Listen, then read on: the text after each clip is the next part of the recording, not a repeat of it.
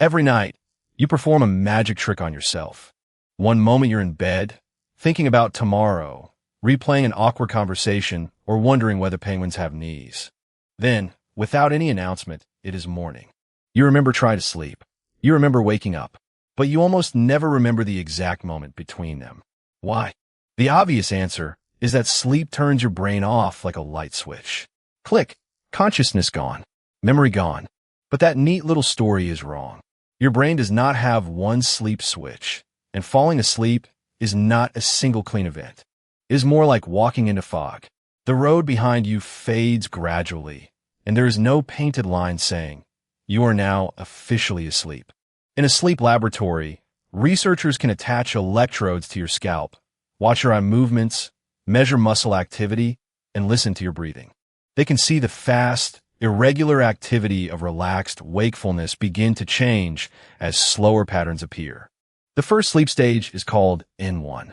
It is the short borderland between being awake and being asleep. Your eyes may roll slowly. Your muscles relax. Your breathing and heartbeat become steadier. Your thoughts stop behaving like a sensible meeting agenda. A plan for tomorrow becomes a bicycle. The bicycle becomes your old math teacher. The teacher is somehow made of soup. Are you awake during that? Sort of. Are you asleep? Also sort of. That is the first part of the mystery. Different definitions of sleep do not always agree on the exact boundary. A researcher might ask you to press a button whenever you hear a sound. As you become drowsy, your responses get slower, irregular, and finally stop. But your brain waves may begin looking sleepy before your finger stops responding. And if someone wakes you during this transition, you may insist that you were awake, even while describing a dreamlike image you had just experienced. So sleep onset is not a trapdoor. It is a collection of changes unfolding across seconds and minutes. But a fuzzy border alone does not explain why the whole area seems missing the next morning. For that, we need memory. Experiencing something and remembering it later are not the same operation. For this moment to become an autobiographical memory, your brain must encode it, connect it with context, and stabilize the trace well enough to retrieve later. Think of recording a video on your phone. Seeing the image on the screen does not guarantee that the file was saved. Near sleep onset, attention becomes unstable and coherent thought fragments. That is a terrible working environment for the brain system trying to create a neat memory of what just happened. The result is not necessarily a memory that was carefully stored and then erased overnight. More often, the useful, retrievable record may never have been completed in the first place. Experiments support this idea. In one study, people heard word pairs near the moment they fell asleep. After 10 minutes of sleep, their explicit memory was severely impaired for pairs presented 3 minutes before sleep, and recognition suffered for material presented just 1 minute before sleep. Yet some implicit influence appeared to survive. In other words, information may affect the brain without becoming a memory you can deliberately report. That distinction matters. Your mind can process more than your conscious autobiography contains. Another experiment examined memory after people entered N1, the light transitional stage, and found measurable forgetting under those conditions.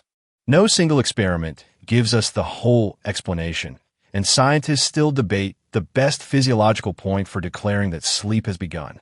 But the combined picture is persuasive. The border is gradual, awareness becomes unreliable, and explicit memory around that border is fragile. Put those clues together, and the missing moment stops looking mysterious. There's also a funny logical problem.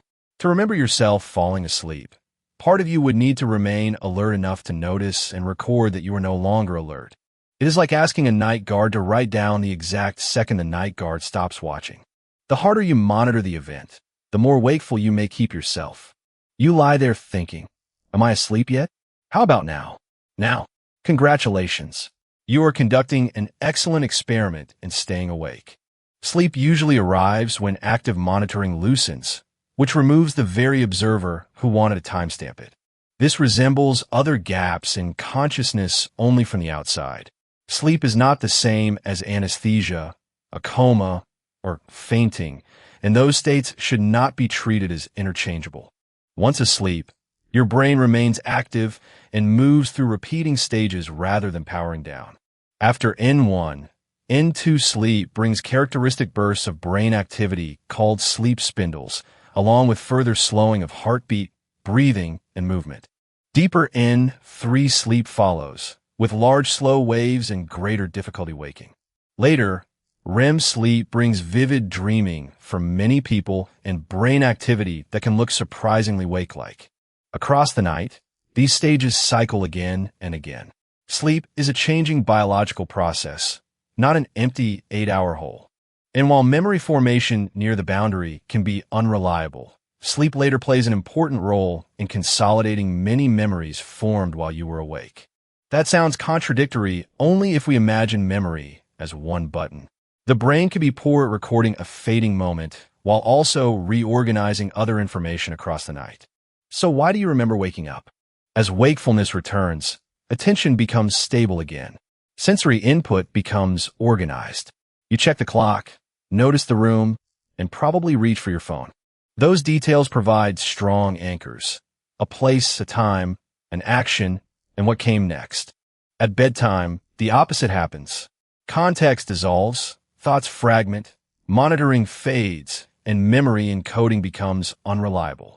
That produces a timeline with a clear last chapter of wakefulness and a clear first chapter of morning, but no reliable sentence connecting them. You can estimate when you fell asleep by using a clock or a sleep tracker, but that is reconstruction, not a remembered timestamp. Consumer trackers infer sleep from signals such as movement and heart rate. They can be useful for patterns, but they do not read consciousness directly. People also differ. Stress, insomnia, sleep deprivation, medication, and sleep disorders can change the transition and how it is perceived. Some people with insomnia report feeling awake for periods that laboratory measurements classify as sleep. That does not mean they are lying. Subjective experience and clinical scoring can genuinely diverge. If falling asleep is persistently difficult, daytime sleepiness is dangerous, or breathing repeatedly stops during sleep, a qualified clinician is more useful than YouTube theory. So, why can't you remember falling asleep? First, because falling asleep is a gradual transition with no universally experienced finish line.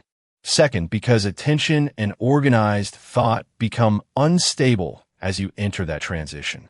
Third, because explicit memory for moments close to sleep onset is fragile, so the final seconds may never become a durable story you can retrieve. And finally, noticing the exact instant would require an alert observer who disappears as the instant arrives. You do not remember crossing into sleep for the same reason you cannot point to the exact place where dusk becomes night. There is no missing frame. There is a fade. Tonight, when your thoughts begin turning into impossible bicycles and soup teachers, do not try too hard to catch the moment. By the time it arrives, the part of you taking notes will already be gone. And that is exactly how sleep is supposed to work.